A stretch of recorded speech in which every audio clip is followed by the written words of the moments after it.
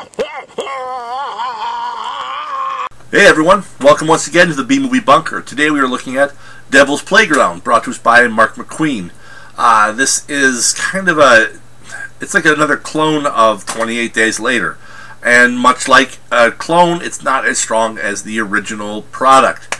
So we've got the story of this, former mercenary, now works for this pharmaceutical company, who is trying to save this woman because the pharmaceutical company made a performance-enhancing drug that infected 30,000 people, and 29,999 of them turn these crazy motherfuckers who run around infecting other people. And this one girl is apparently immune to whatever it was, so they want to use her to maybe come up with a cure. Alright, it's a rehash of a rehash of a rehash. The story's been done before, so there's nothing original there. Then there's the characters. There's no one likable.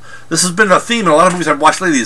They make characters where it's like, I don't give a fuck about them. You've got the mercenary that they try to make you feel empathy for him, but you don't, because he's, he's done bad things in the past, but he feels bad for them because he thinks back about them and gets all teary looking.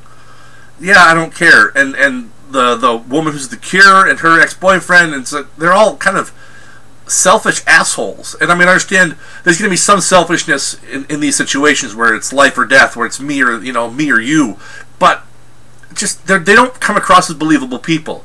And they're almost all of them, it's no one seems real. It's the Hollywood type of cardboard cutout where everyone's kind of glamorous and pretty and hip and cool and everything, and it's just they don't come across like real people.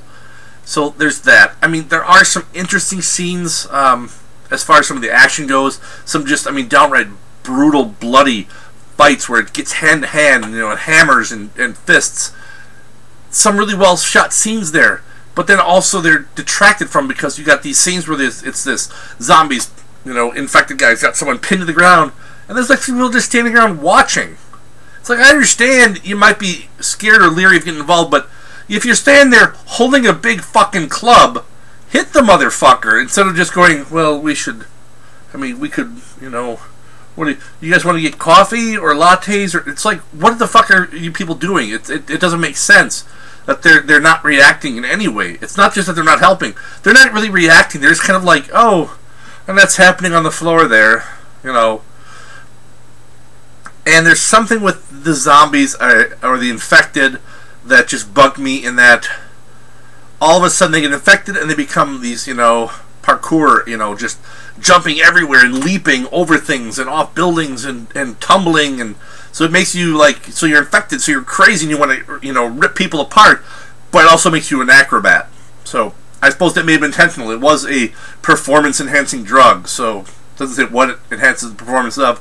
It must be for circus performers. So this one, I couldn't get fully behind it. It's nothing really original, and a couple of cool scenes for some of the fights. Alright, fine, but this is scale 1 to 10.